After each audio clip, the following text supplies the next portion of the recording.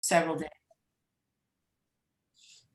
Okay, we're going to talk about catch up first, and then we'll go on to our pleating lecture, which is a different kind of shaping device so that we know what pleating is about. And we talked about it with the mask where we did pleating to shape. And so we will talk about that again. So let's go to questions that we've had, and we'll go to our Canvas site.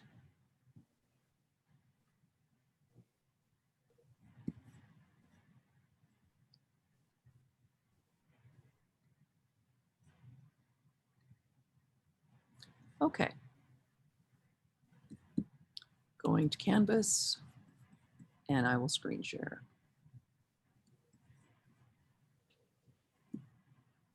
So Cara had a question about the, first of all, we'll review what is due this week. And then we're going to talk about Fabric ID and Crew Handbook. So this week, which is 11, 28, 22 to 28, finish your COVID mask. So our overview into due, turn in your completed Crew Handbook. We'll go there because I uploaded a couple of new things, which are the rehearsal schedule and the performance report. Your play critique is due, or you could do another online live play. I sent out an announcement that today is the last day to get your free ticket because both performances were extended to the 30th. And if you don't get your ticket today, the box office will be closed for the Thanksgiving holiday. So this is the last day to get your ticket so that you can see Looking Back, Looking Forward, and Antigone. And you should continue with your mask project. It's not actually due till next week, and you can review the fabric modification information. So let's go to the Crew Handbook and to the fabric identification. The first question was fabric identification. So I will note, here are the individual places where you upload for your sewing portfolio, your play critique for Looking Back, Looking Forward, all of the individual pieces for the sewing portfolio, places to submit. So you can check on each of these things, but I'll give you a demonstration here. The complete sewing resource portfolio, it's listed of everything that you should have in your book, including your 35 points of extra credit. So what you can do is then look at the bottom and you can see that while it was due on October 31st, the submission date has been extended to December the 4th. So that just gives you more time to do it. People can turn things in late. We've had a very, very difficult semester, both with COVID and with the election. And finally, we are now transitioning. So let's look at the compilation of the fabric identification notebook. And here's the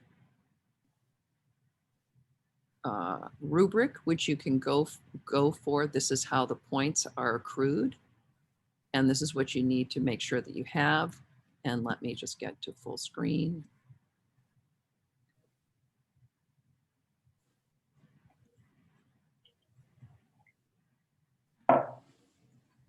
So that we have a little more space here. Okay.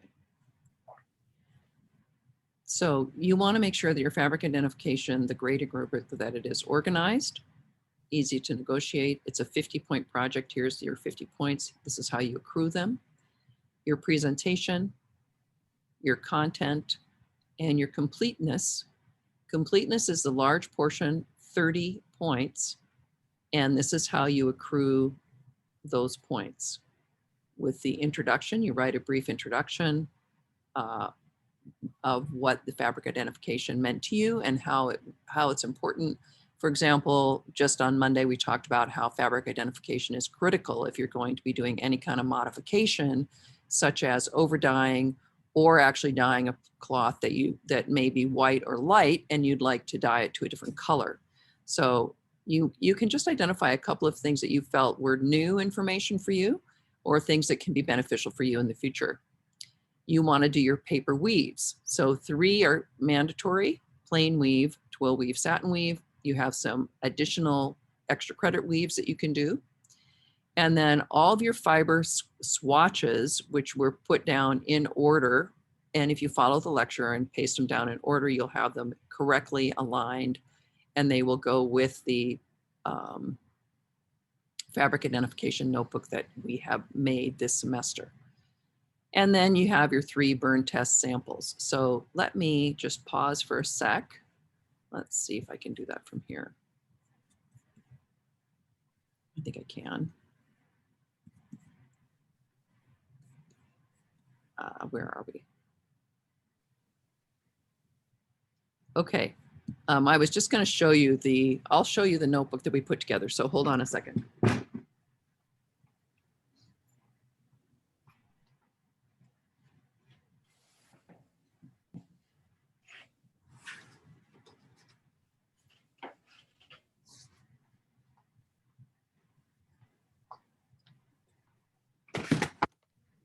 So it's just, you can put your phone, you can prop your phone up on a book and then turn it back to front so that you can look at it. And then you can simply do a show and tell this way to your camera.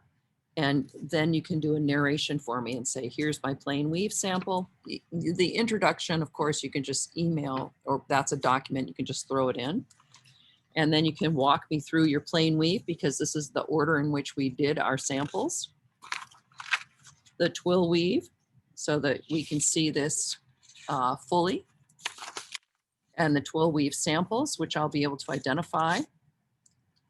And if you are just then filming your satin weave, and if you're going to do an extra weave, you can put your sateen weave on the back. Here's our satin weave, our 2 novelty pieces, and then my burn tests. And the guess about what your burn tests are, you could just number them 1, 2, 3, 4. And then in your introduction, you can do burn test results. And I'm guessing, my guess is that this is satin weave, or this is silk. It is a silk fiber. It is a plain weave, because when I burned it, this was the quality of the smoke, this was the odor, and this was the residue that was remaining. So you're giving me some information. Your non-wovens, and remember we put the knits all in a vertical line so they would fit. Then what your thread count is. You also have your fabric store list that I gave you. And if you did a pattern or a fabric store, this is down here under extra credit, fabric store list, fabric modification information that you can take off at the site, your thread count, which I've given you, and your, oh, what's the other thing I was going to say? Anything that is related to fiber, you can then have extra credit for. Oh, I know your pattern. I have given you a pattern field lab that you could do based on the pattern envelope that you have in your hand. And you could just fill that out, and you can include that in your book, and that will give you extra credits as well, in addition to the extra 10 extra credits that you have. So any question on the fabric identification? No, I'm good. That sounds clear? Yes. Okay. Yeah, I think that's clear. Okay, excellent. And then let's look at the, let's go right to the Crew Handbook, and I'll try and get to the best page for that, because I want to show you the 2 new things that I've done. So I'm going to be getting it set up on my computer.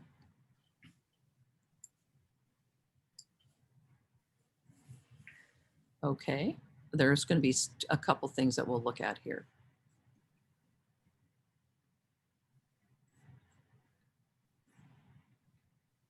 Here's the Crew Handbook, the recording from sketch to stage from October. The student learning outcome is work habits that are safe, efficient, and effective by meeting deadlines on completed projects. So this is giving you a methodology to go from point A to point B. So, you know, when you're starting out, you really need to know you need to have a roadmap, and this provides you with the roadmap. So again, here's the discussion of what the project is completely. It was to train wardrobe personnel for working backstage. And here's the contents that you will look for to have completed the whole crew handbook. So let's look at that briefly. So your descriptions for costume shop personnel, your descriptions for crew head, costume crew head or wardrobe crew head and crew. The costume plot action chart, I was supposed to provide that and I can't remember if I did, but I'll upload that. You gave me a visual, a collage for your play and your character, your production calendar, dressing list, your budget plan, measurement forms, your rehearsal report form, your performance report form, and a check-in, check-out list, and a costume rental form. So that is your 50 points. You can put in other things that you think are valuable, and let's look at where you're going to find these things. So here's the show calendar information, and you can print these out, or you can just digitally transfer them over to your crew handbook, the measurement sheet, the measurement diagram, and the measurement grid. So I don't think you need to see those. Does anyone need to see those? No, that's fine. Yeah.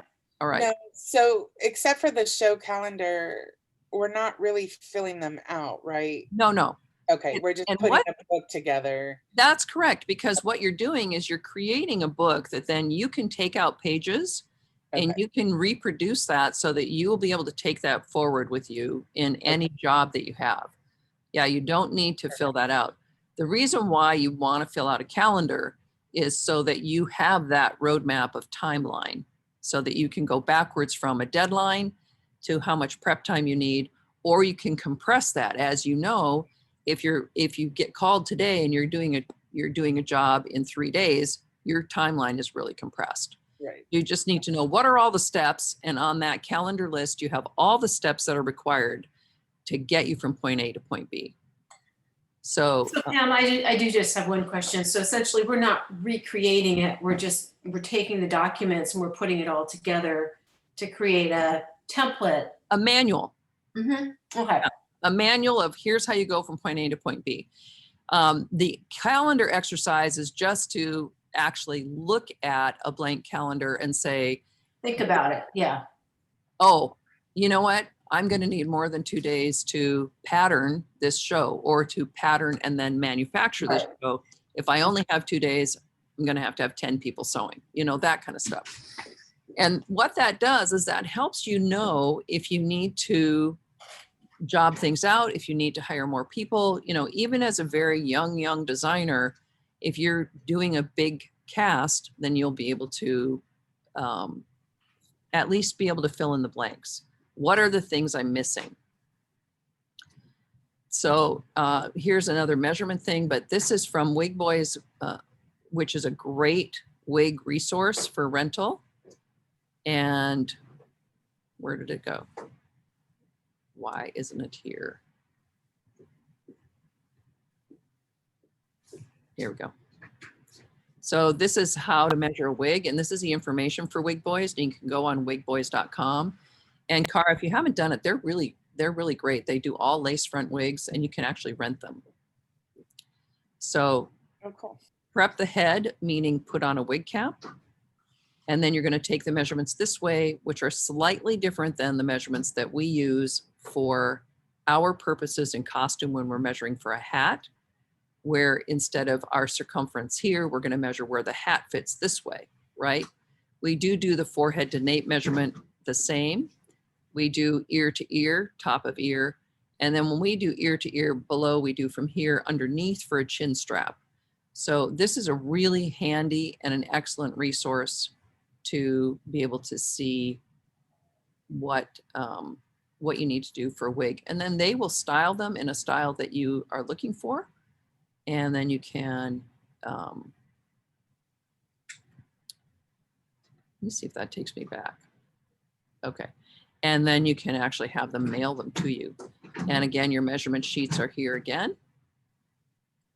hat sizing chart, glove measurements.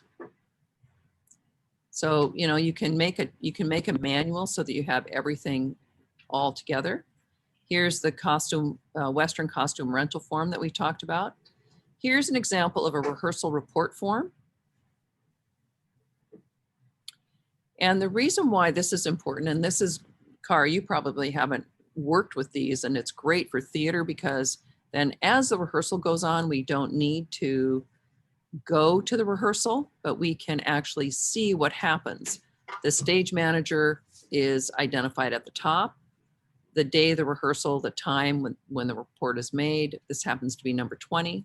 This was for an in-person performance. Were any of the actors excused or late? And this is all due to equity rules so that they have a certain number of breaks, what time they're taken, and how long the rehearsal is. What is the summary of the rehearsal? So the most important thing is this part about notes. Were there any things that came up in the rehearsal regarding notes for any of the other crew?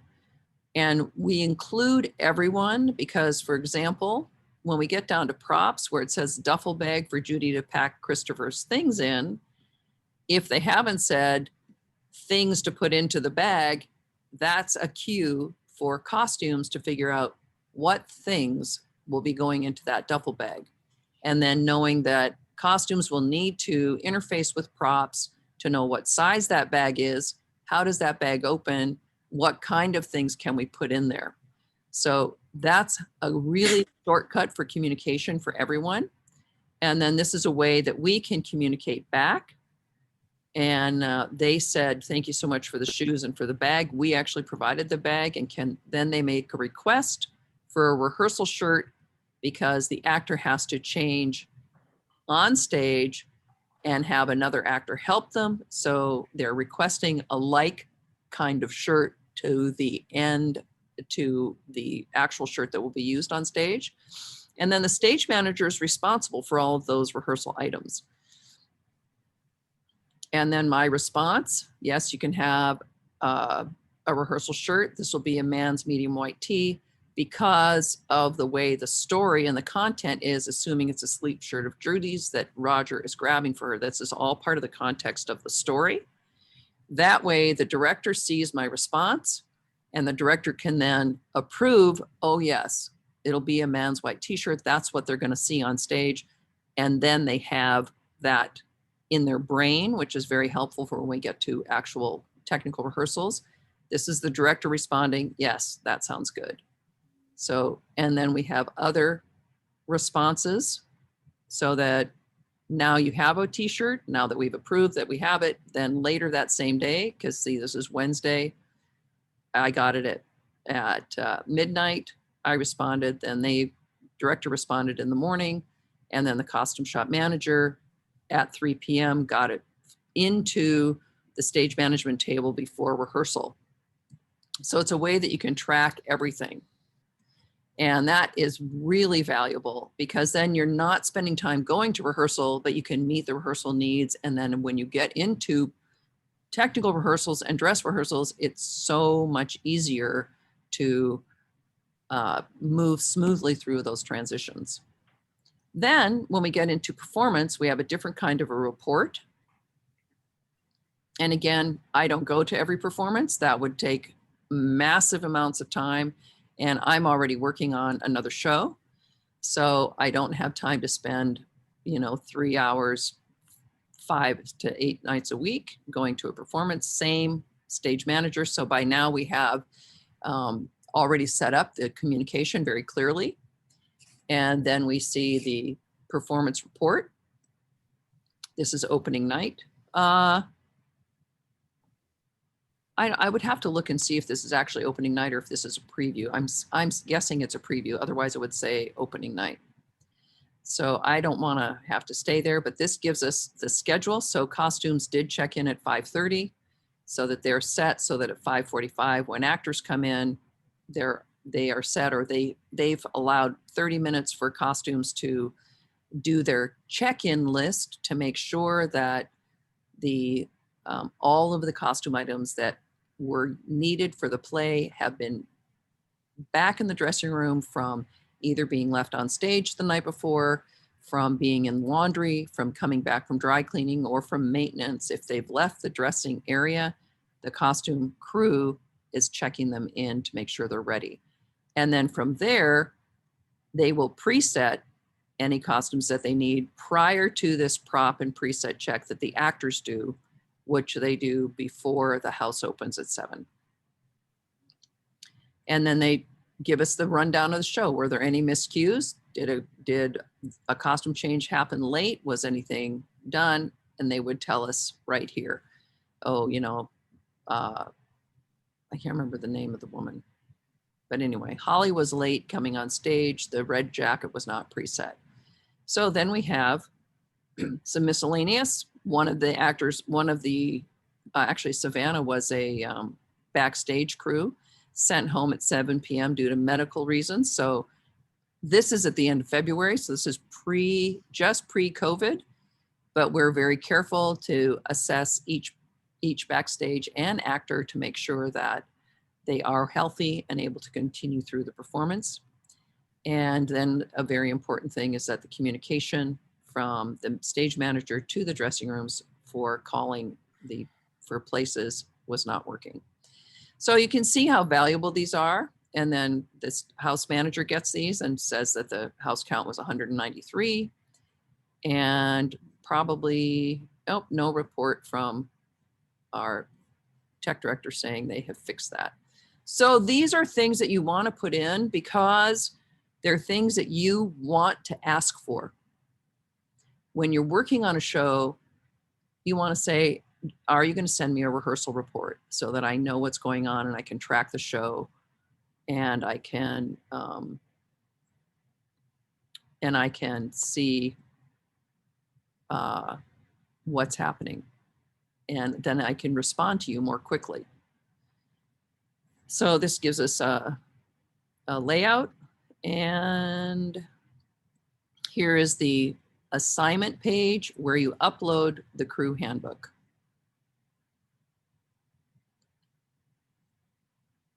And it's again available till December the 4th. So questions on the crew handbook? It really, I guess I should call it a manual.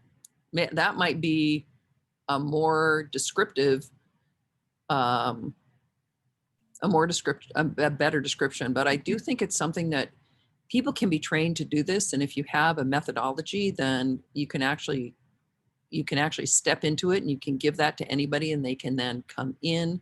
We sometimes have crew that doesn't work the whole show. Or we have people that need to swing, which means they need to come in just to do one night, or if you're having a commitment for 21 nights and you maybe have a wedding or something like that that's preset from long ago, then we have a couple of people that just come in and swing and they can just look at what's going on. They can check the check-in, check-out list, the changing list, and they can know how to immediately step into the show. I think manual is a better term. Manual. Yeah. I'm going to make a note of that because I think that would be actually very beneficial. I wonder, Pam, too, if, and maybe this wouldn't be something to add right now, but would some kind of standard operating procedure in regards to hygiene be a good thing to put in there? Or would that belong somewhere else? We do a crew orientation, but if you're, that's not a bad idea. And that might be something. So this is what we have done, something like this, where then the beginning is, just this way. But there is no curriculum for this. This is something that I developed because I felt like people were not trained. And I think those are really good ideas. I'm just going to get my pen out and make a note on that because I think manual is a better, maybe a more indicates more user-friendly. And then a hygiene, I think in this day, we should do it. What is the costume protocol for hygiene for costume protocol? Always an opportunity to learn. Anything else you can think should be there? One thing that I realize is not in there that we actually do is we have the backstage crew duties so that the crew fills out their responsibilities for show. And that if someone comes in and their crew member, you know, they become Pam for that night, they just pick up Pam's crew duty list and it's listed everything from top of show to end of show. That And makes sense. that is something that just people should be aware that that exists, because, you know, at this level, at a community college level, we are training people that have never done it before. And that way, if you actually are going on to whatever, teach high school or go to a different school, then when you start asking questions like, okay, where's the crew duty list? Am I going to fill in this form? We also have another thing that we do is we have a checkout form at the end of night. And so that they shut everything down correctly. And at the bottom of that, we have, are there any instances that you need to report, or does anyone need to make an anonymous report regarding harassment? Because as you said, Cara, you know, harassment is going to start in hair and makeup and costume, because that's when people are most vulnerable, when they are exposed and changing their clothes. So we do have a checkout form at the end of night, and on there is, do you have anything to report? Do you want to, that way you can do it anonymously. You can take it to stage management. They can take it to me if they feel like whoever, if the supervisor, crew supervisor is more user-friendly than stage management. Of course, it should go to stage management. And then we decided should it go to the Title IX coordinator in case of real harassment. So I think those are some things that just so that people actually download them and see and put them into their book would be helpful.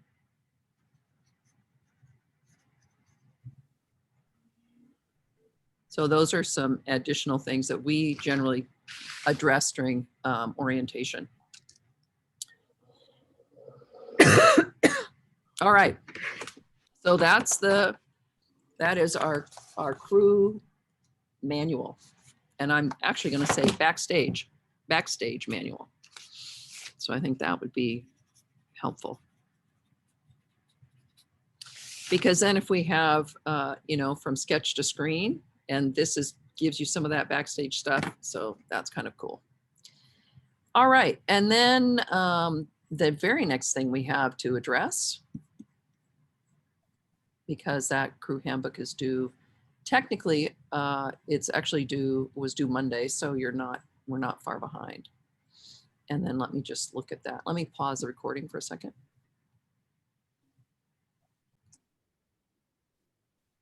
Okay, so as far as the commercial pattern goes,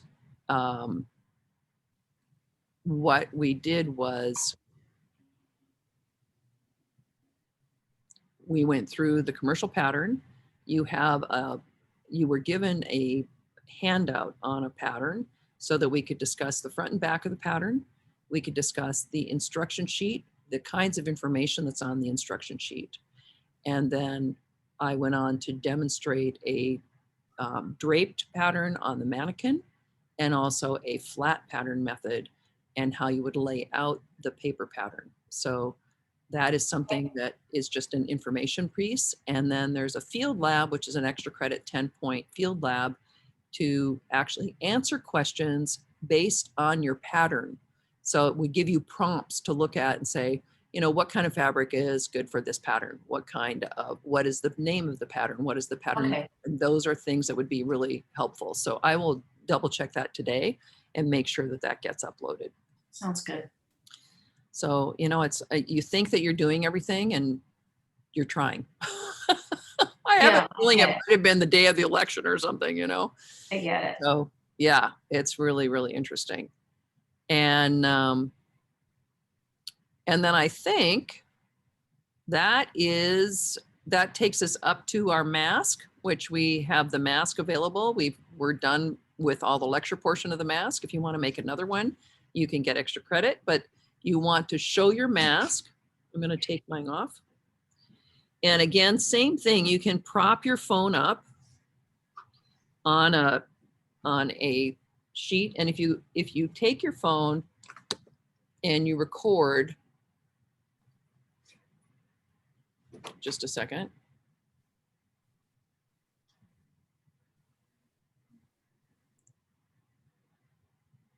And you record by putting it backwards, right? So that now I'm looking and I'll record through this part. I prop this up and then I can show everything much more clearly. So what you'll do is show me your mask inside. This was the top. Remember, I made my little arrow at the top. Show me your pleating. You can show it sideways. The doubles top stitching, your straps or elastic, the end of your strap, and then you can try it on and show me how it fits.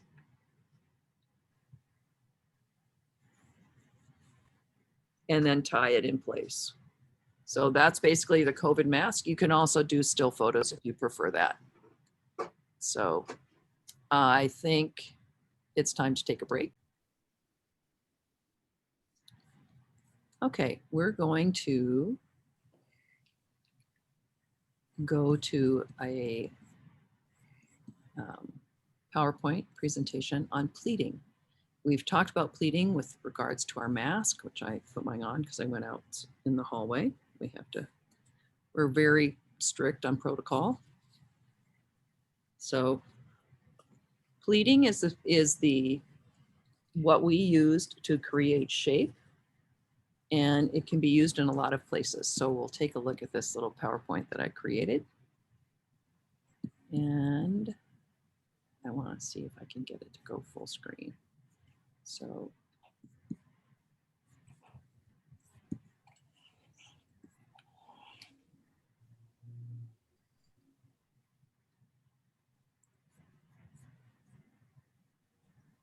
let me just set this up. View.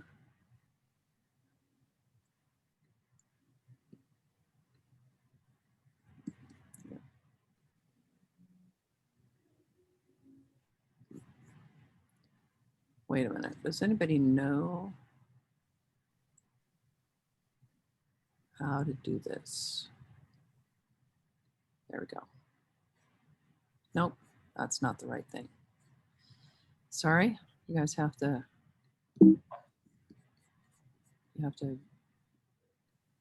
end that. Okay, here we go. So pleats, what are they? What do they do? And wow, I don't know why it's moving. I don't want it to do that. And are they essential? So pleats can be very, very effective, and they can be a great design tool. A pleat is a deliberate fold in the design of a textile. Oh my goodness, I'm sorry. In the design of a textile, object, or garment. It is a systematic folding of fabric. And we did that in our mask, where we did 3 folds in the side of our mask. It can be in clothing, it can be in origami, and it can be in fans. Fans are created with pleating. I think I can just do this. Are there different kinds of pleats? Yes. So there's some great different kinds. The most common kind are the accordion pleat. We're going to look at some samples of each one of these. The box pleat, the inverted pleat, the kick pleat, and the knife pleat. So that you'll have a whole new vocabulary with regards to pleats. Accordion pleats tend to gather together, and this is particularly cut in a narrower form at the top than at the bottom, and then they flare out. So they're pressed in, but they are not firmly held rigidly in place. Box pleats, the fold meets in the center, and inside the fabric, the opening inside is something different. So you can see it clearly on this next page, where the folded piece would make it look like a black skirt, but the inset is actually a different piece of fabric and it is a contrasting fabric in white. So box pleats are 2 folds that meet in the center. And you can see that this is the box right here. Both sides fold to the center. This side folds so that we have the box and folds on both sides. If it's hanging straight down, it looks like a straight skirt with lines down it. And then when it moves, you have the reveal of the inside of the pleat, whether it's a contrast or whether it's the same fabric. This technique of stitching down the top, this is probably the top 3 inches from the waistband, that's called a stitch down pleat. And sometimes they stitch them down further. That is a design detail.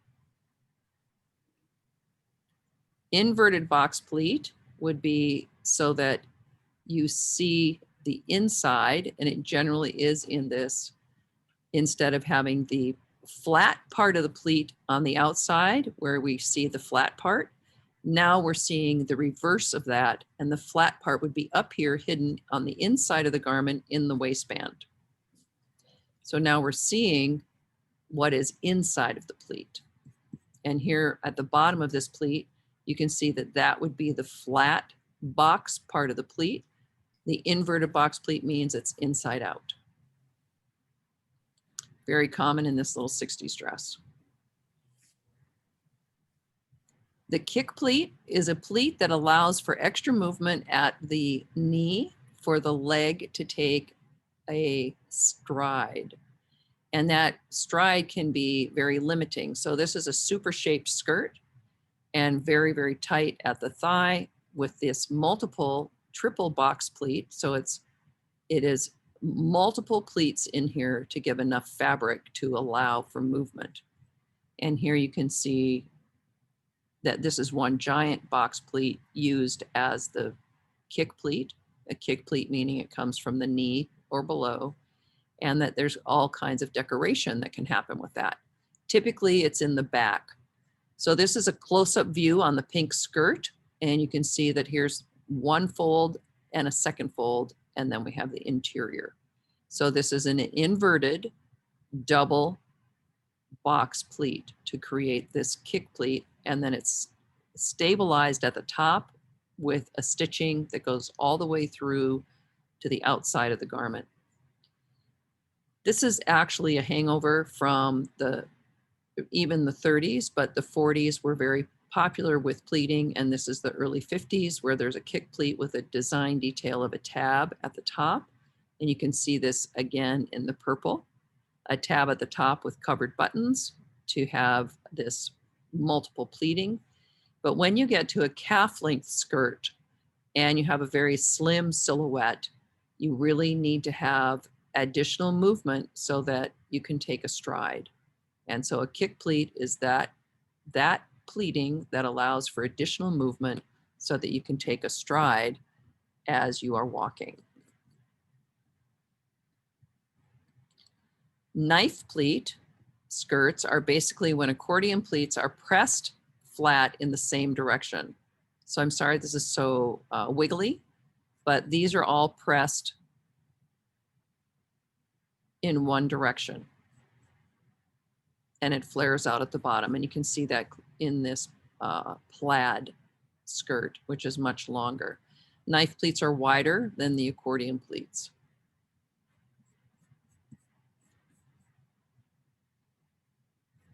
And this is a very cool website that we can go to called International Pleating. And when I have needed pleating done, there is a place in downtown LA that I take my pleating to. So this Tom & Sons International Pleating in New York has a fabulous website that will discuss every kind of pleating. You'll find it at the bottom of this PowerPoint, which I will put into a pleating page. So it gives you classification and identification of classical pleating styles. And this is multiple layers of tiny accordion pleats. And that gives you a really specific informational thing about pleating. Vendor. No, the question mark. What's it? Item. No, what is the item that's on the receipt? So this is to give you a breakdown of all the different pleating into their basic building blocks. So systematic folding of fabric, and not the more organic methods like shibori, which is, that's when you gather fabric together and sometimes you tie it with a string, okay? Mushroom or fortuny pleating, that can be pleated around on a broomstick, or primitive pleating is all around on a broomstick when you take a long piece of fabric and then you heat set it. So the only three ways to fold fabric, there are three building blocks: the accordion, equal, side pleat, longer and shorter. Yeah. I can only see the link to the pleating one. Okay. Excellent. Let me go back to you guys. And then we will go to the link. So hold on, let me get there. And I will screen share it. Okay, now let me go back to screen share and pick this. Thanks for telling me. Yeah, sometimes I think it's me, so. No, always say. So that's really, because I don't know what's on the other end. So let's screen share and we'll see this. Okay, so now you're seeing Tom and Sons International Pleating. Yes. Excellent. And you can see the tiered accordion pleated skirt. Yes. Brilliant. So this gives you what I was saying before, classification and identification of classical pleating styles. And they're in New York.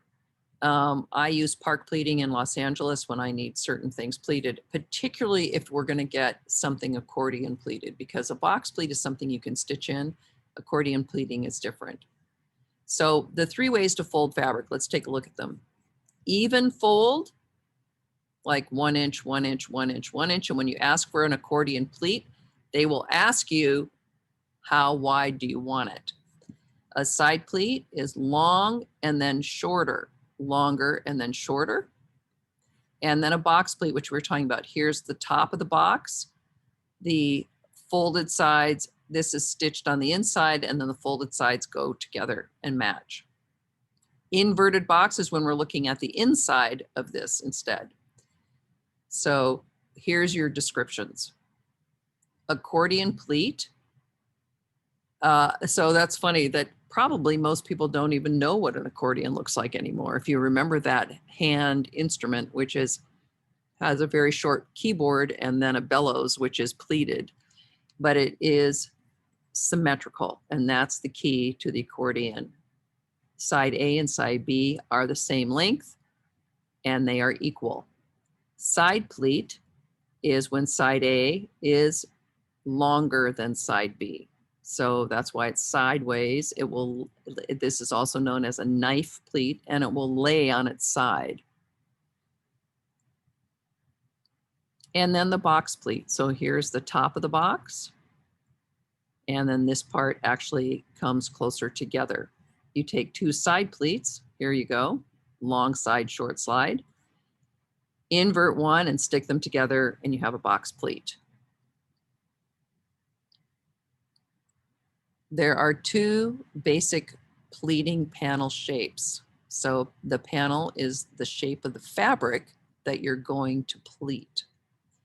So they can either be a semicircle or a square rectangle. So this is equal sides working with the straight of the grain. Straight of the grain. This is the straight of the grain here, but we also have all of this non-straight of the grain work that the pleat will rest on, and sometimes the pleat's going to rest on the complete bias. This is what is required for sunburst pleating. It emanates out from one point. It's really spectacular because I have put a sunburst pleat like this inside of an inverted pleat in an evening gown. And then when the actor walks, you get this great flowing of the fabric out from the foot. Very, very beautiful. So here is a sunburst pleating. Notice how the pleat gets larger as it goes away from the center. So it's pleated very, very narrow, and it's cut in the semicircle, and it has to be cut into that shape before pleating. It requires, as we just said, the most attention because the pleat traverses all 3 grain lines. The lengthwise grain, which they're referring to as just grain, which is the warp, the cross grain, which is the weft, and the bias, which is the 45-degree angle. So if you intend on cutting out sunburst panels to send for pleating, you contact before you cut so that it's done to proper standard. And sometimes they will take your fabric and cut it for you. If you give them the finished length that you need, they will actually cut it for you so that it is done correctly. And then they give you all kinds of information on bias skirt, circle skirts, how to pattern a bias skirt for pleating, anatomy of a bias skirt, why your seams don't look so good. Boy, that is really, really important when you're talking about pleating, because pleating tends to hang lengthwise up and down.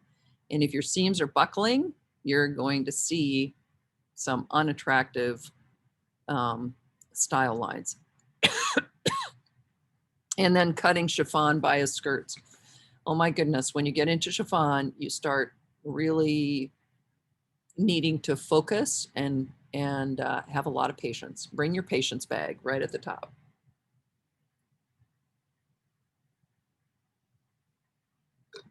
A few years ago, we did a 1930s play called High Society, and we made chiffon skirts for the maids because the maids and the butlers were a very, very big part of the show, and they basically showed the entire rest of the community. And I said, well, we're going to make these great black chiffon skirts, and then we'll have black chiffon skirts to use. We'll have a uniform set of them. And I think we did 6 or 8 of them. And it was very difficult. We did all French seams, but they were so beautiful on stage. And I'll actually pull up a photo for you at the end of the class. Square and rectangle pattern panels are more straightforward. First, the pleat. The size of the pleat is along the distance of the pleat. So it just goes along the top of the panel. So we are talking now about if you're pleating on the lengthwise grain, here's your lengthwise grain this way. So that the lengthwise grain falls along the body. So technically you're pleating and arranging the pleats on the cross grain, but it will hang on the lengthwise grain. And then they'll go into a big discussion of trims and ruffles, which is pretty fun. And this kind of a gourd, we would call this a gourd shape or an A-line shape. It's a straight panel that's shaped into a curve. So it's not completely starburst, but when it's pulled flat, it will be a rectangle. And here's how you can pleat this in the open view. So you need all these little dotted lines that show fold, and you push this to the fold this way, and that will create a pleat. And then if you have a deeper pleat up here, you can have a fuller pleat at the bottom, fuller skirt at the bottom. So you can see there's some great technique, and it really can open up your design style. Now, this is a really super good way to compare the 3 pleating styles to the rectangle pattern panel. The side pleat, which will lay flat at the top and flare out, and all going one direction. The box pleat, which we talked about in the first gray skirt, very, very will hang straight as well. And then the accordion pleat, which is equal pleating. If you look at it on the sunburst or half circle, the accordion pleat spreads out like this. The box pleat spreads out in a different way, and the side pleat actually spreads out more in the fullest. So it's a really cool graphic to get from here to here so that you know exactly what you want when you're designing and you want a specific end product. So you need to tell them this is exactly, if you want to work with the pleater, how you can do that, and you can combine. And this is really gets technical when you do a combo pleating where you'll have a side pleat, a longer pleat, and there's how to use machine pleating, because these will be done by machine. They'll put them in and they will press them into shape by a machine. And here you see one of those combination things. So arrange the vector of the pleats into specific patterns or stack pleats on each other. This is much more common now because we have the machine made patterning. So this is accordion pleated, all equal, up, down, up, down, up, down. And then one side is created into this chevron pattern.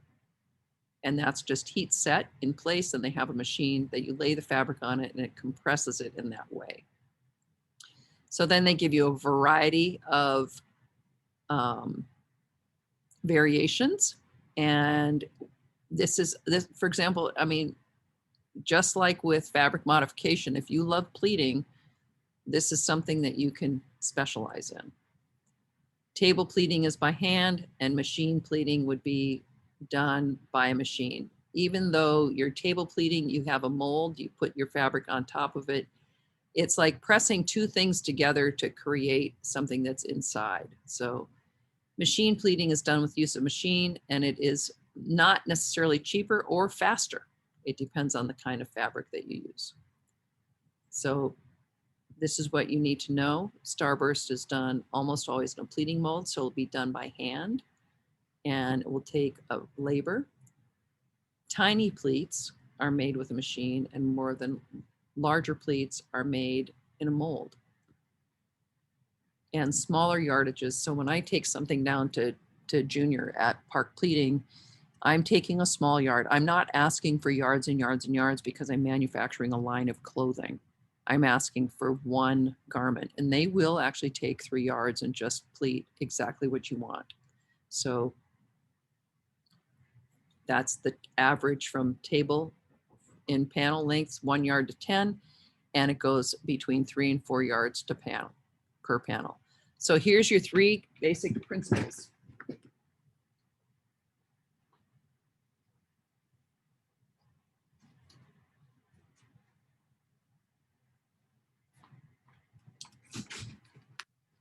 There are 3 basic ways to fold fabric. And we got that: accordion, side pleat, box pleat. 3 basic panel shapes of fabric: semicircle, rectangle, and square. And 2 ways to create randomness, combining and rearranging pleats. So there you have it. And I thought that would be kind of fun for you guys to see. Questions, or kind of more interesting than you thought? It's beautiful. Yeah. Beautiful. Such a huge design opportunity. You know, I feel like you don't see a whole lot of it in kind of commercial clothing because of these days. Well, it's labor intensive. Yeah, so it makes things more expensive. And Yeah. also they didn't talk about whether it's a woven or a knit, you know, because now we do so much with knit and stretch. And although synthetics really do take heat pleating very, very well, then they're dealing with a whole nother kind of variable, which is something that can stretch. When you are pleating something that's on a semicircle and you have the bias, you have to hang the garment. And then you have to align the hem because the bias is going to hang and stretch way, way out. So it is more complex, but it is something to not neglect when you're trying to do some kind of very refined or specialized detail. Yeah, we used to have to send out pleating for the Marilyn Monroe dresses at Yes. Universal. The Absolutely. famous white dress, yeah. From 7 Year Itch, Right. Right. what's it called, over the air vent in the sidewalk. Exactly. Yeah. And then I do remember the thing with the hem, they would always drop. So that had to be adjusted. Constantly, Mhm. constantly adjusting. So any last minute questions for today? Because otherwise we can stop early and have a happy Thanksgiving. I had a couple questions for you, but they're not really related to Okay. costume. So I can take you in we can just end the meeting and we can go into a breakout room. And Cara, are we saying goodbye to you? Yeah. You guys have Okay. a great Thanksgiving. Have a good weekend. You too. You too. And enjoy your day. And Thanks. hopefully you have your roommate, right? No, no roommate. Just me, myself, and I. That's all right. But I'll see you in Master Painter. We need to get you a pet fish or something. I know, right? A beta All fish. That's what I'm going to Tasty mail to you next. All right. Have a good weekend, You ladies. too. Bye, See you in Cara. Master Painter.